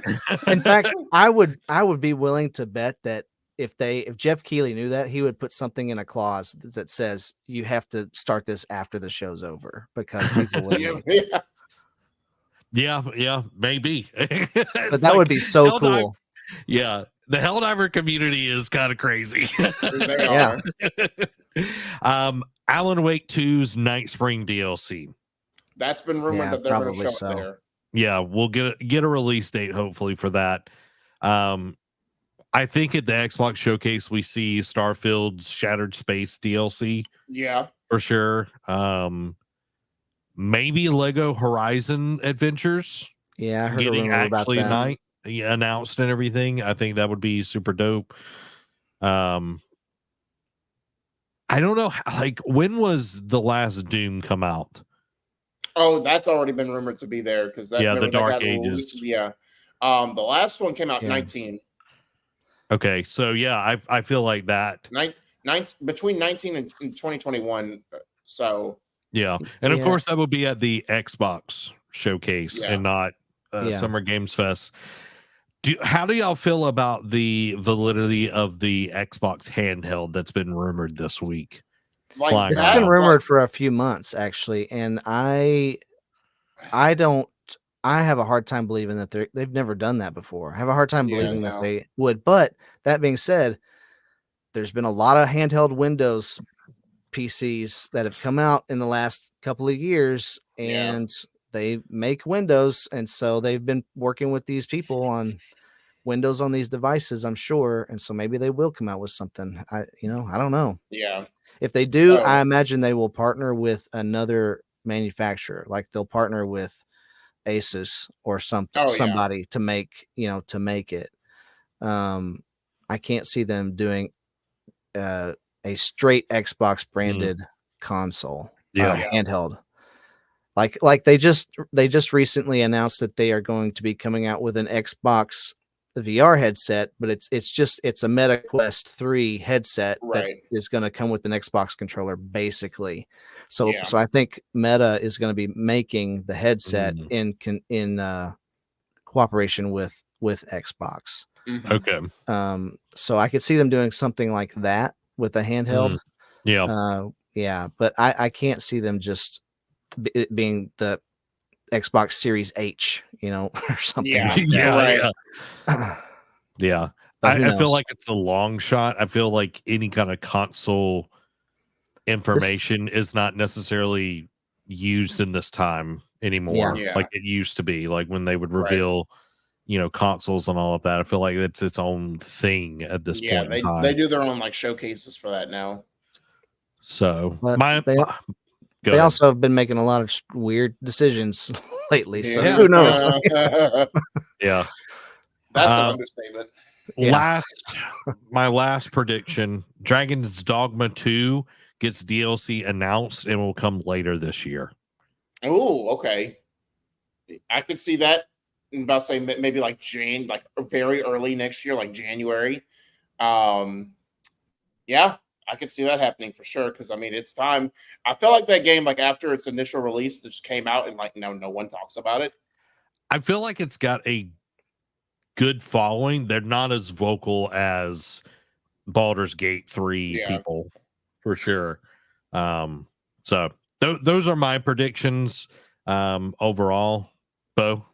I have one last thing that is not a prediction. They've said it's going to be there. There's going to be a gameplay reveal of the new Batman VR game, Arkham Shadows.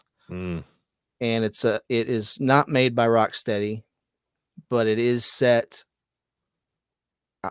in the Arkham universe. I think it's been teased, kind of alluded to. I think it's going to take place between Origins and Arkham Asylum. So it's going to be in that time period earlier on.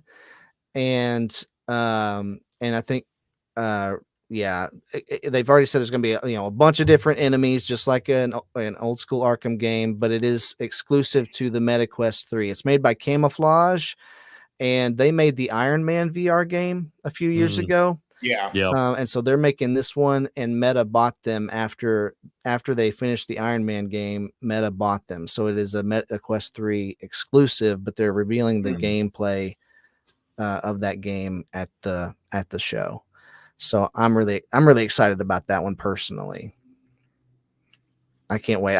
It's my favorite series, I think. Aside from Mario, I think the Batman Arkham series is my favorite game series, and I replay those games, fairly regularly, and really want a new one. So I'm very interested to see how that's going to play. Because VR is really tricky. I mean, it's just a different beast altogether, and so I'm kind of anxious to see if they're going to be able to pull it off or not. Yeah. One that just popped into my head is the Rise of Hydra game, that 1943 Rise of Hydra game.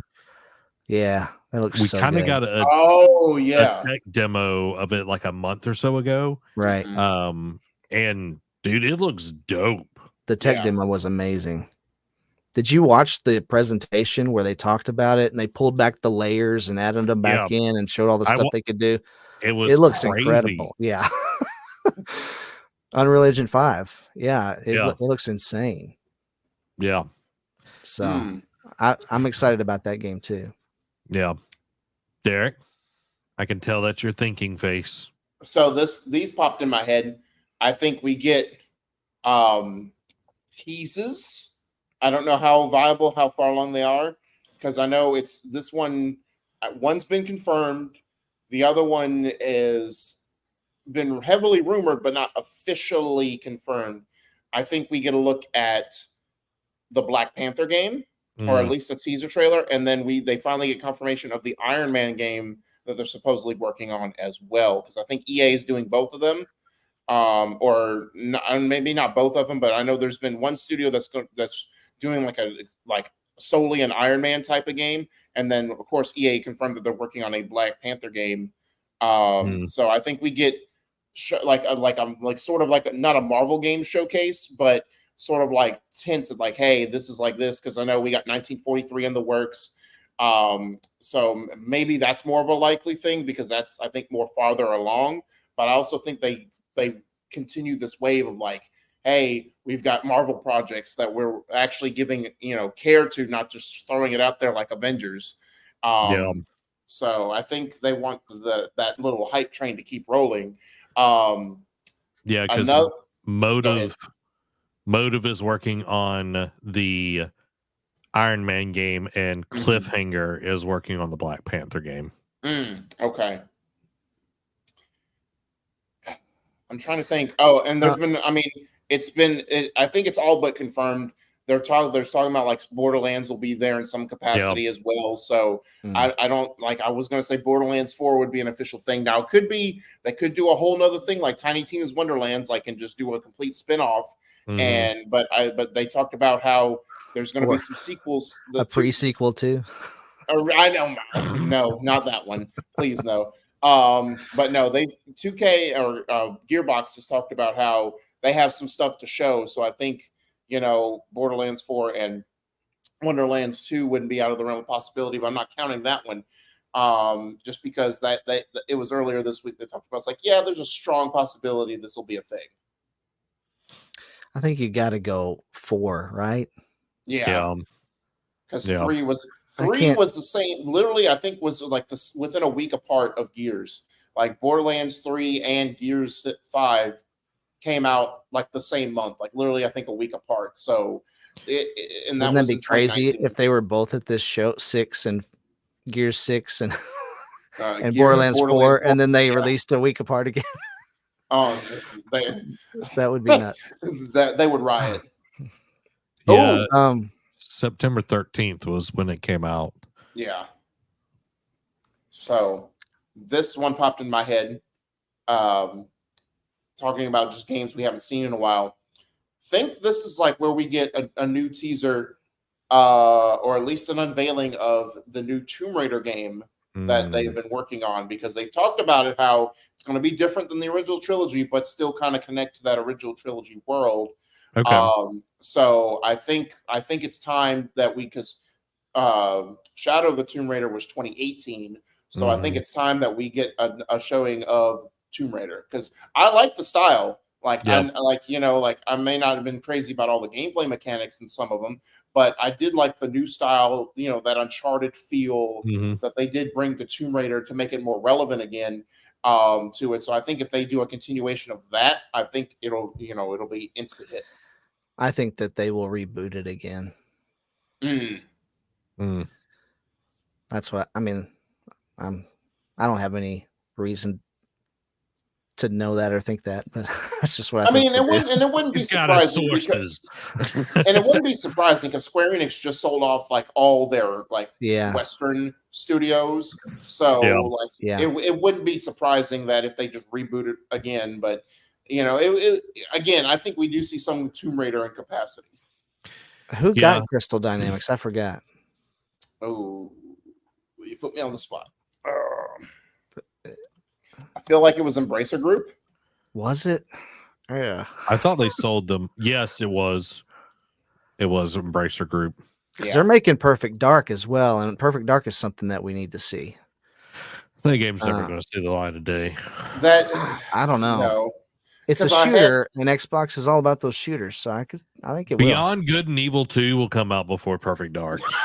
No, that game's not coming out. Kingdom Hearts 4 will come out before Perfect Dark. And I was gonna say like another idea I had too was Wonder Woman would be showcased, and it still might. But there was a report the other day that has troubled development, so I don't think this is the time to show it. Everything has trouble in development. Yeah. Yeah. I don't know. Like it's a very interesting point. Like in the industry, we talk about layoffs all the time. Yeah. So I'm wondering where we're going to see things kind of lay in this, and people also only have so much money to buy games. Yeah. So I wonder if it's more spread out than what we normally see, so people can kind of capitalize on maybe opening spots. Because over the last few years, it just feels like there's just game after game after game where, years before, the beginning of the year was not very heavy with releases. The middle was kind of light. It was mostly at the tail end of the year. Yeah. So, but now it's going to spread throughout the whole year. Yeah. So, I don't know. I don't know either. I don't expect to see anything from Nintendo. No. I mean, I don't either, but then again, they could have that one more and I think they're in the middle of that transition because they had that big direct where they showcased at least through the summer, and I know that they need to have one to do, which they could just, again, it's like GTA, they could do their own thing whenever. Yeah, they don't need a big summer game fest anymore to showcase a bunch of their titles. I could see them doing, because I think they were, correct me if I'm wrong, I probably am on this one, I think they were one of the partners with Summer Game Fest, so I could see them at least showing one game or at least like teasing something and then being like more, and then they announce like, hey, we're going to have a direct, and like, or like maybe after the show be like, hey, we'll have a direct and the game we just showed off where it's going to be there type deal. But I think that it's about time they have a direct to showcase what they're going to have for the fall. Like their tree houses used to be at E3. Yeah. Yeah, they could do that. I could see them just doing a direct next week sometime too, just on Tuesday or Thursday or something. Yeah. Or even later like in the after month. all the dust settles. I think there will be one more direct sometime this summer. And I do think, I guess this is a prediction, I do think that they have one more big release up their sleeve for the holiday this year. Oh yeah. I have no idea what that would be. But I think there's at least one more we don't know about. Like a big one. Now, I mean, it also depends on like a new Star Fox game or F-Zero. Right. Something bigger that we just don't know about. I don't think it'll be tomorrow, but yeah, I mean, no, you're about to say sorry. And I get that. I don't know if it'll be that per se, but the one that did come to mind is because we haven't gotten one since they ported over the Wii U version. Is I think the one big one, and again, it determines on what it's your interpretation of what you consider a big Nintendo franchise, would be Donkey Kong. I think that could be. I don't know if that would spearhead their fall lineup, but I could see that being there, like, because we haven't gotten a new Donkey Kong in forever since Tropical Freeze. Right. So I think about say I know they did the right, and about say got ported with the Switch when the Switch came out, or at least within the first year of the Switch coming out. And I know the most recent Donkey Kong content they got was the Rabbids DLC, or like the Mario plus Rabbids. Yeah, that was good DLC. Too, by the way. It was, and I mean, and I guess that was them testing the waters, like, hey, do you still care about Donkey Kong type thing? So I think I agree with you. I think they do have one big release that they're going to showcase for the fall, and I think that could be Donkey Kong, just to have it like one more thing, because like I said, they're in that weird transition because even though it's not official, we all assume Switch 2 is going to be next year. Yeah. Yeah. Yeah, unfortunately, it's not this year. It doesn't look like. I have so speaking of Donkey Kong, I kind of came up with this game idea for Donkey Kong a year or two ago. I'm going to share it with you. Okay. I think it would be really cool to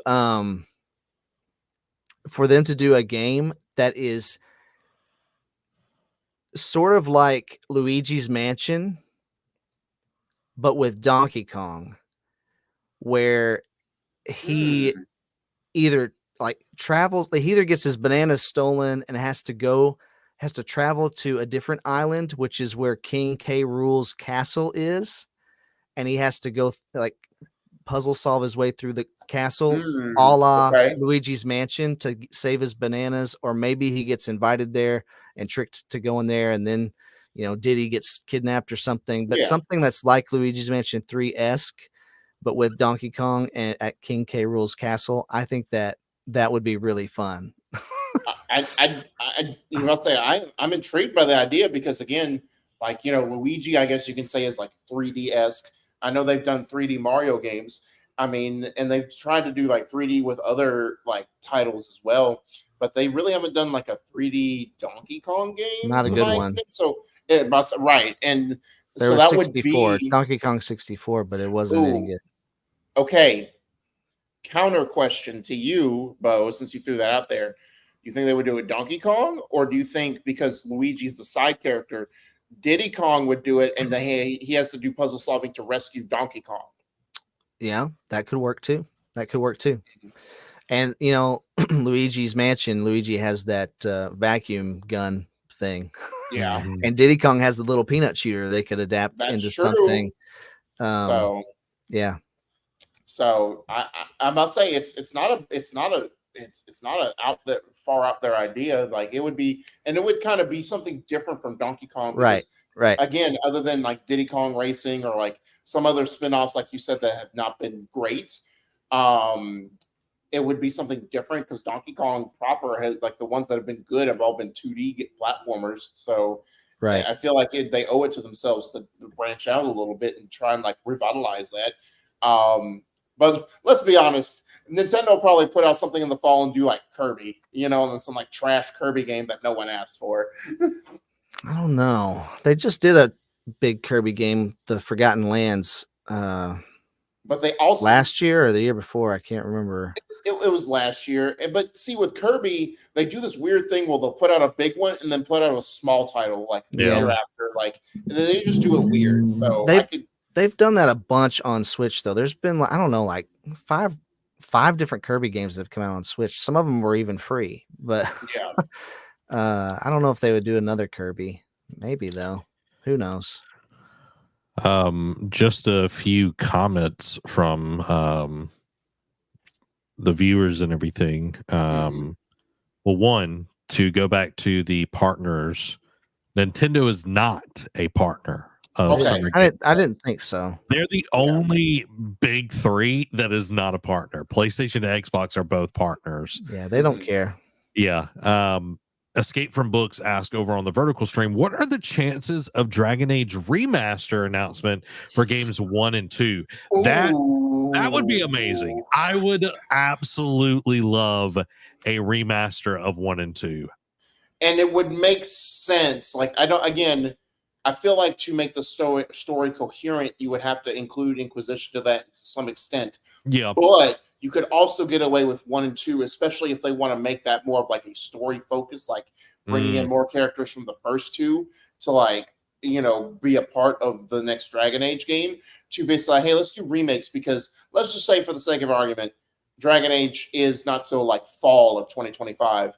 You might want to have something to throw it in to tie it in, like to like hold over fans, and because it's been so long since Inquisition, it's like, hey, refresh us on the story. Like, why should we care about jumping into this world? So you could make that like the fall like release for that, or like the spring like or summer release for that and for next year. Yeah. And maybe not a remaster. It might just be a collection where you get 1, 2, and 3. Inquisition is 3. But a remaster, like Nate says, Dragon Age Remastered would be awesome, where you got all the DLC for both, all the games and everything, because the DLC in 1 is absolutely amazing. I love that DLC. So I would definitely be down for some of that. We have not talked about Bandai Namco, and I don't want to go too much longer on this, but Bandai Namco is a partner, and Elden Ring Shadow of the Erdtree is coming out later this month. So I feel like we've gotten a lot of story DLC. I feel like we get some sort of trailer, hey, it's coming out, blah, blah, blah, blah, blah, and get some actual gameplay. Oh, yeah. I think it's time, because we haven't seen much gameplay. Like, I know that's starting to go into like early access, early access, like going into like reviewers' hands, and like they're playing it and they're talking about it now. But yeah, it's literally when Summer Game Fest airs, it's going to be 2 weeks away from Erdtree drop. So I do, and Keeley loves his From Software partnerships. So it's only right, because I think he's shown something Elden Ring related at almost all of his showcases. So I think it just makes sense. So to give that last oomph and be like, hey, in 2 weeks you get to play this. So yeah, I think they do some like a deep dive into like, because they talk about how it's, they're trying to like not reset it, but basically like refresh everyone on why you should care about Elden Ring. like bring in like a breath of fresh air for the franchise, and how like it's like, because they're going to tweak some like some gameplay stuff and whatnot. So it's like, hey, let's do a deep dive on some of the mechanics, and then we're going to show off a boss fight. Yeah. Are we going to see any Death Stranding 2 from Jeff's best bud, BFF? Oh, I mean, it makes sense, but also, again, in what capacity? Because like Zach said, like the charge breakdown for the length of a trailer. He wouldn't charge Hideo Kojima. That's also fair. Yeah. Like Kojima would He's have probably asking him to be on there. Yeah, like, give me something. He would literally like murder like half the people in there just to like talk to Kojima. You know, I'm right. You're not wrong, and I think even though they're friends, but he would still murder all of them. Because I think he had the longest trailer at VGA. Yeah. Because it was like an 8 or 9 minute trailer. So I think it was crazy. It was ridiculous. So I think it's like Concord over there.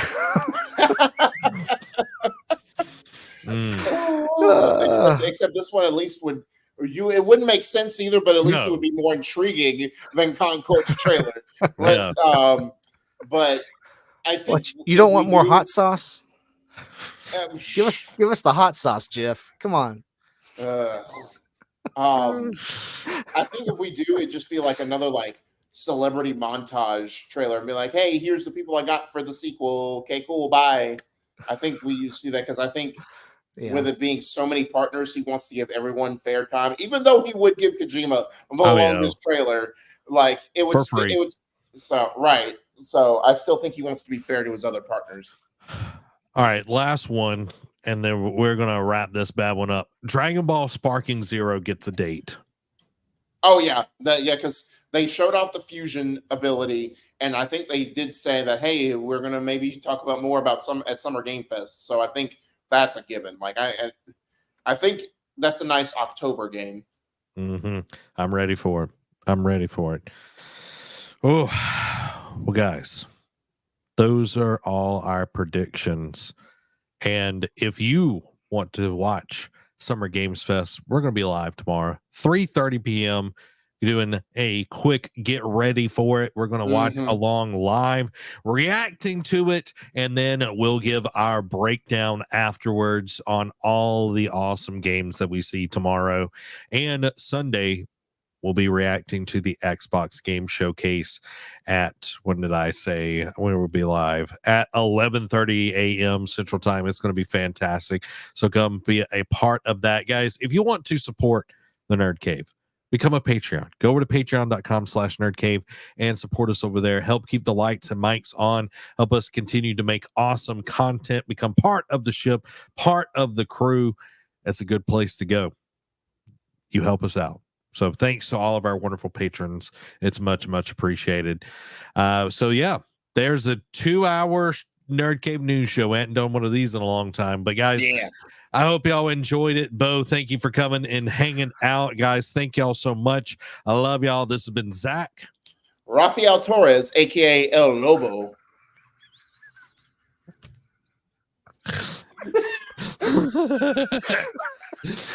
Is that your new legal name? Yeah. For this episode, anyway. Every week he gets a new one.